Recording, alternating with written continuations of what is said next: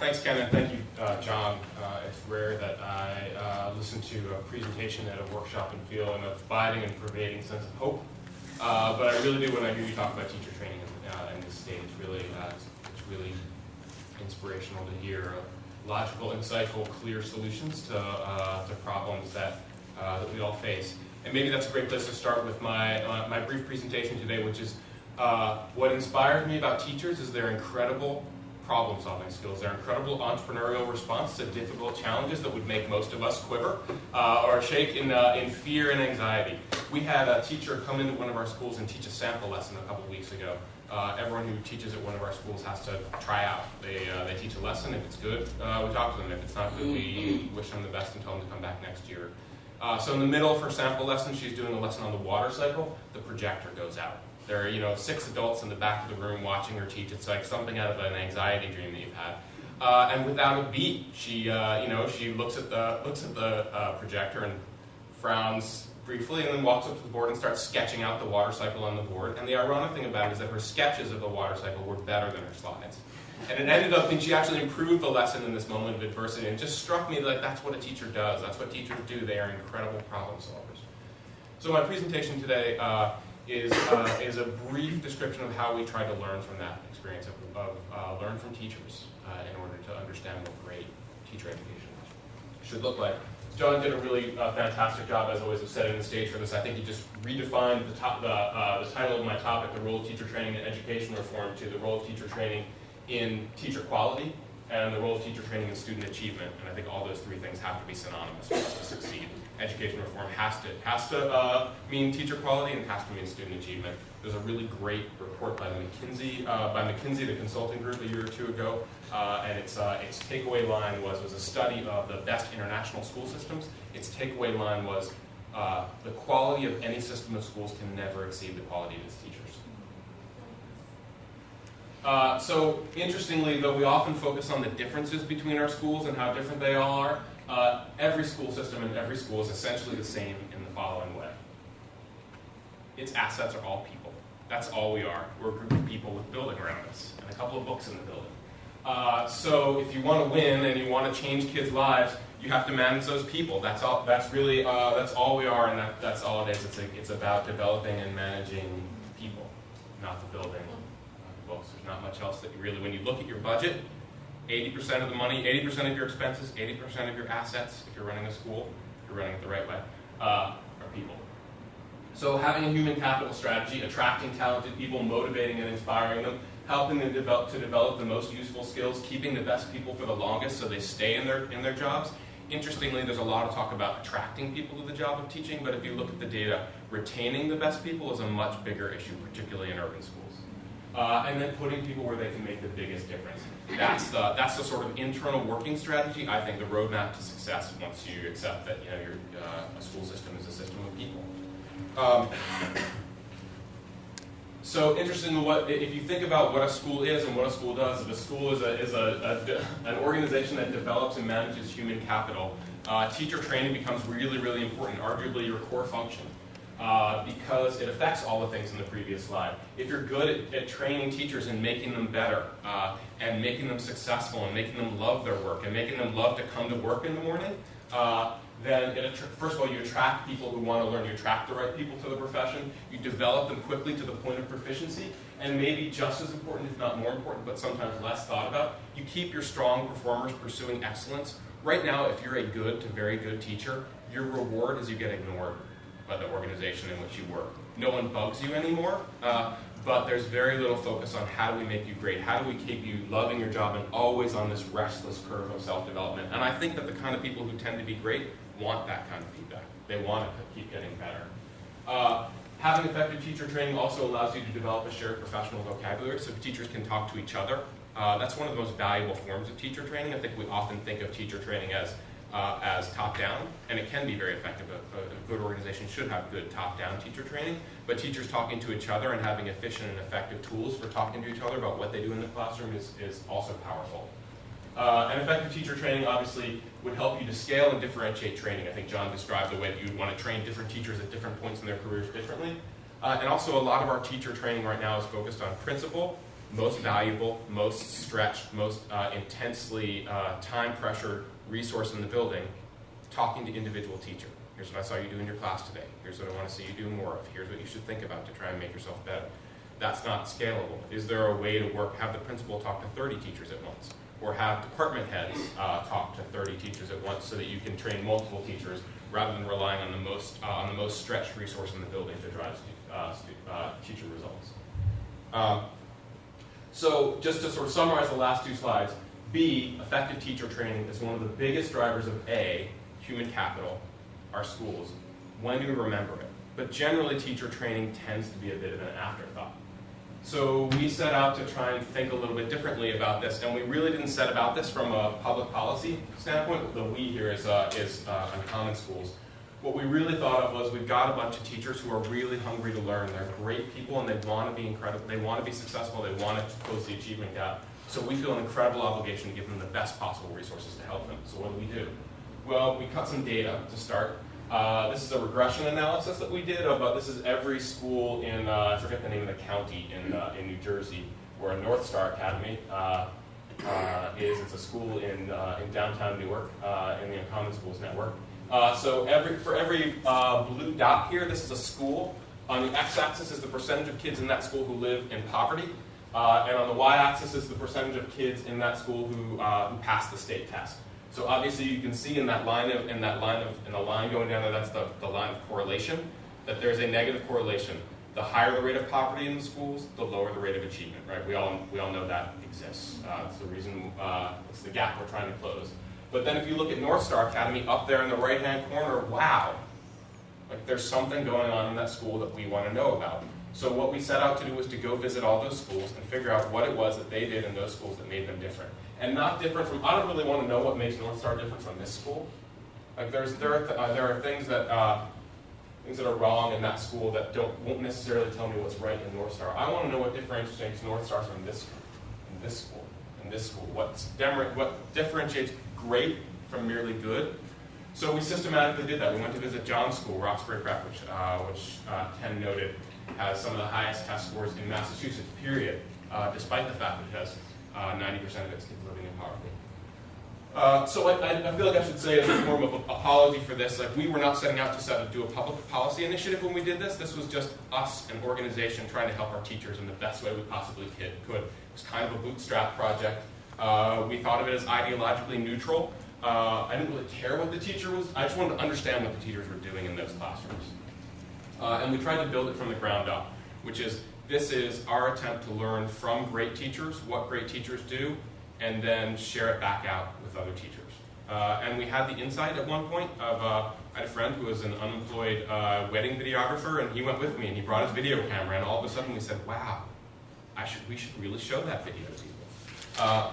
So here's some observations that come from watching successful teachers. One, great teachers do incredible things and surprising things. So especially surprising things, I think, compared to sort of what the ideology of teaching often is. I'm going to show you a video to demonstrate this point. This is a teacher named Jesse Rector. He teaches at North Star Academy, the school that we just saw the data on. And this is his 7th grade math class. So I'll just start it off here, and then I'm going to stop it for a second. Jesse, you'll notice that Jesse's kids are standing to answer questions. And he's cold calling them, which means he's calling on kids regardless of whether they've raised their hands. In fact, he's told them not to bother raising their hands. He's just going around the room calling on kids to make sure that everyone can master the content. And when a lot of people think of this technique, they think of really banal questions. I'm going to pause it in the middle and see how many of you get some of these questions right. Remember, this is 7th grade math. Here we go. Whoops.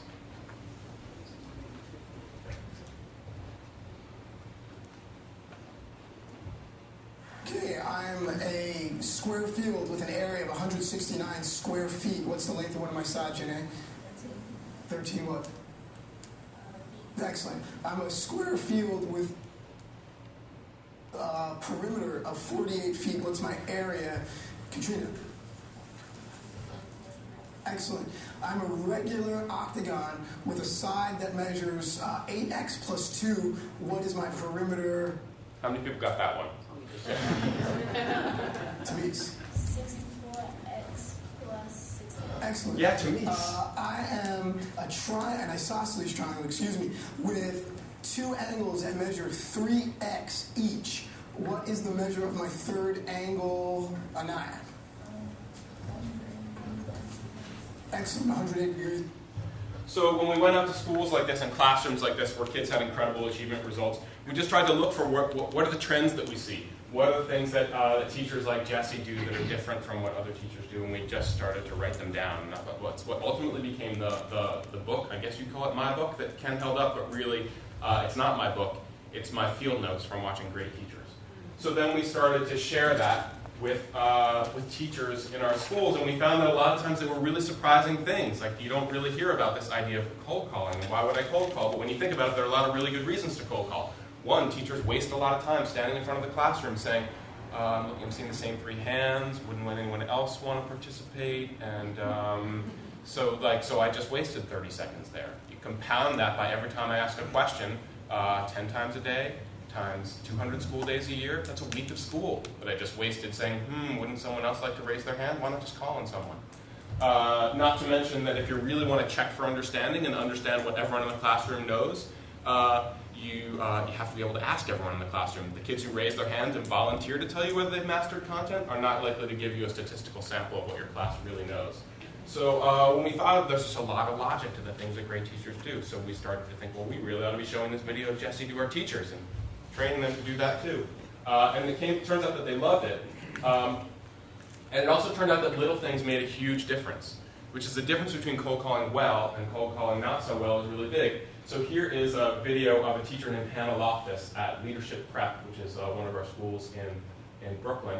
And she's cold calling. She's doing something that we realized after we started training, like the devil was really in the details, which is cold calling has to be positive. So you could cold call someone and say, what did I just say, Ken? And that would be, that's sort of a gotcha, right? That's not really a recipe for student achievement. But we realized we had to socialize our teachers to want their kids to get it right when we ask them a question. You want them to get it right. Wow, what a change. It's not like, what did I just say, but how can I help you learn? So this is a great video to socialize teachers to do that. Watch what happens when Hannah's going to cold call a student in the front row twice, 2 times in a row. And it's unexpected for the kid. She wants to make sure that she knows that once you get cold called once, you're not off the hook. And she has this moment where she smiles at the kid in this really warm way of like, I am here to help you. It is my job to help you succeed. That's incredibly powerful. And if the teachers don't get that part, if they don't get the details of it, they won't be successful in the broader technique. So here's our video. Whoop.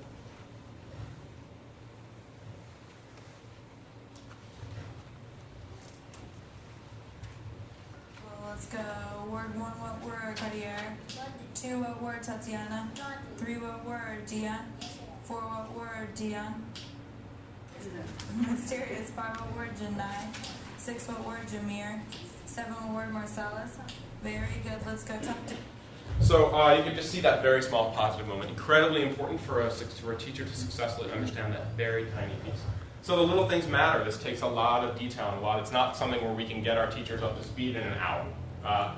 But we find that it's really powerful. One of the other big takeaways that we found is that little things are important, but little things are often beneath the radar. I want to show you one more video. This is Doug McCurry. He now runs an organization of schools called Achievement First, but this is him at Amistad Academy, the school he founded in New Haven. 90% kids of poverty. They outscore Greenwich and a bunch of the wealthier suburbs on the Connecticut state tests. And this is one of the reasons why, and it's going to be really, really surprising. In fact, when I show this video to people, sometimes they have a very negative response, which is, why would a teacher possibly be doing that in the classroom?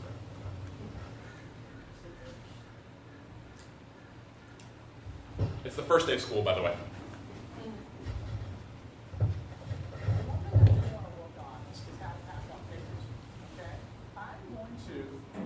Pass papers on the road, and they're going to come over. The only person who needs to get out of their seat is my friend James, because James is a big space between James and Bruce. So let me show you what I will do. I will hand out, there's 4 people here. So I'm going to put 4 pieces of paper here.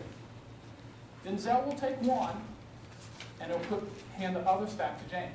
James will put one down, and James will quietly go to Bruce. Bruce will take one, and he'll quietly give it to his friend, Mr. Sanford. It's an excellent job. It's exactly what happened. 12 seconds. Back in 10.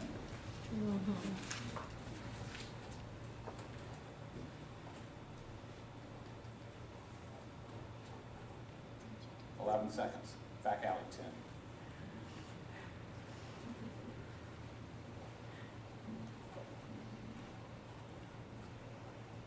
Back in 8.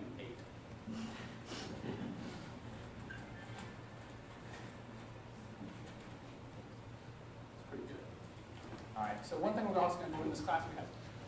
So this is an earth-shaking piece of video to me for a couple of reasons. Number one, do the math on it. If you can pass out papers in 20 seconds, instead of when I ask workshops full of teachers how long it takes them typically to pass out a group of papers or collect a group of papers in their class, conservative estimate, a minute and a half. So let's say you get a minute savings every time you do that if you can get your kids to pass out papers that quickly. You practice it for an hour at the beginning of the year as Doug is doing in the first day of class. Let's say you pass out papers 10 times a day. 10 minutes a day times 200 days of school, 2,000 minutes.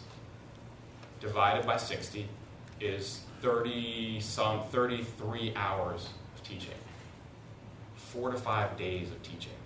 This is a minor miracle that Doug has just performed here. In a time of scarce resources, what we buy with our school budgets is essentially teacher time. So if you can get your teachers to do this, you can manufacture a week of additional instruction time to do the causes of the Civil War, fractions with unlike denominators, any of the things that great teachers should be doing.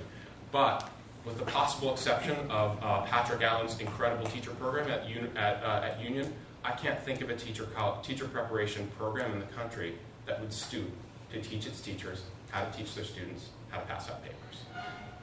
It's just a skill that's beneath the radar. This is also really powerful for teachers, though, to see it, because if you tell a room of brand new teachers, what you ought to do on the first day of class is you got to get your kids together and have them practice passing out papers, and when they do it quickly, tell them it's not good enough. Tell them to practice it over again. Tell them to keep trying to get better. The teachers are going to think the kids are going to have a revolt. But in fact, the kids are happy in this video. They love it. They want to be challenged. So to go back to what John said about the power of video as a teaching tool, it can totally change teachers' expectations about the sense of what's possible.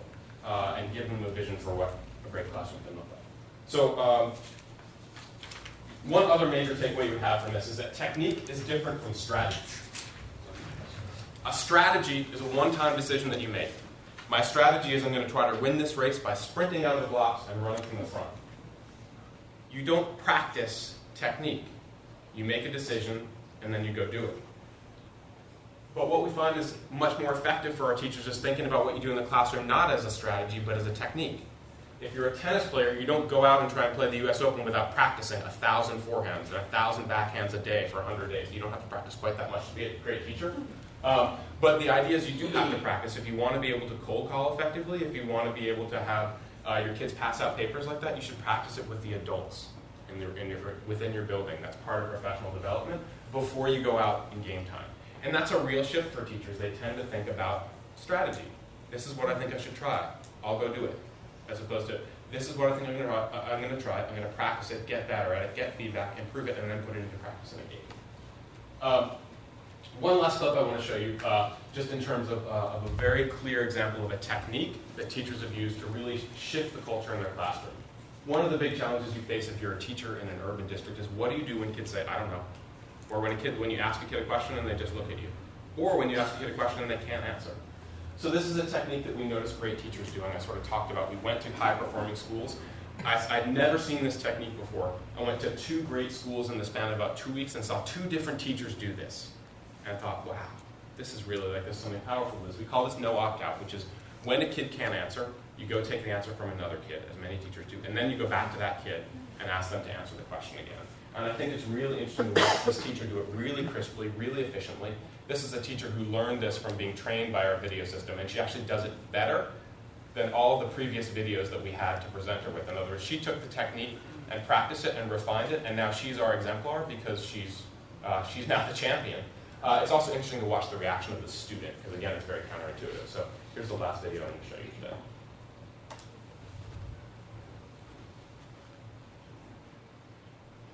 The title of our book is Clever Fox. The title of our book is Clever Fox. Does anyone know what clever means? What does clever mean? What does clever mean? Kayla, do you know what clever means? No. Okay, Isaiah. Clever means smart. Clever means that you're really smart. Kayla, what does clever mean? Clever means smart. Clever means that you're smart. Very simple tool, right? To go from failure, I didn't get it, it ended with my thinking about I couldn't answer the teacher's question, to it ending with success. And the student feels that success, it tips the culture of the classroom with an incredibly small technique practiced a few times by teachers. So we do find that, that a lot of these techniques can really shift the culture of our teachers in the classroom. Really quickly, a couple of quick thoughts about this before I open the floor to questions to John mostly.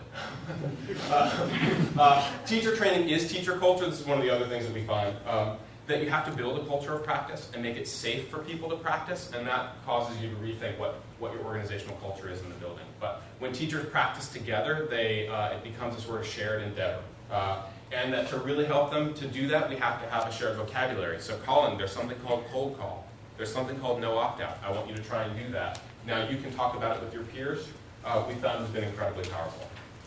There are a couple of misconceptions that I think it's worth talking through. One is that people often think that to be able to run a professional development program, you have to have buy-in from people at the outset. How will I get them to want to do this when they come into the room and they're used to having professional development be not valuable and an afterthought, and they fold their arms?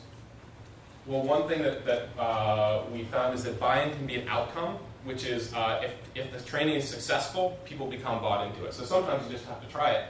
But you can also allow people to opt into it and say, for those of you who would like this kind of training, come join us. And then the people who were skeptical sometimes ask questions like, how come I didn't get invited? How come I can't be a part of that? And the answer is, you can. In fact, there are sandwiches. You just have to show up after school. Second thought is, I think some people's response to this is like, aren't you saying that teaching is a formula? And I would say emphatically not. It's still an art. The art is in the discretionary application of these tools in a million different settings, 100 times a day. But when you think about how people learn other arts, how does a painter learn to paint? They sit down in a gallery and they imitate Vermeer. And they imitate his brush strokes. This is a Vermeer painting. And they learn to paint like him, and then they put their own stamp on it, their own application for it, and they do it in their own different way. The first poem in most 18th and 19th century anthologies of poets like Keats and Shelley is an imitation of something. The first poem, if you look at the anthologies, like imitation of Homer, imitation of Spencer. Right? Artists, historically, have learned their craft by imitating others and then putting their own stamp on it. And that's kind of how we think about teacher training. The last question is like, is this a charter school thing? And I would just say that I don't think that it is. The more we've done these workshops with people in charter schools and with teachers in district schools, we've found that we get incredibly useful feedback from district school teachers that they really value it and they find it worthwhile to do. That many of the videos we have are of charter schools. In many cases, they were just the most open to me and my video camera, walking in and taping teachers. Though not exclusively, there have been plenty of district schools that we have too. We think this is about teaching and about great teaching, and so we're really excited that we've been able to share this across charter and district lines. We're doing a workshop with Houston Unified School District in a couple of weeks and training 120 teachers down there. So we really feel like this is something that it would be I'd be sad if people felt like the great lessons that we learn from watching great teachers are only applicable in one setting, because I think our experience is they can be useful to all teachers. So with that, I will turn off the PowerPoint. That's always the next part of the show. And So, yeah, at this point, I think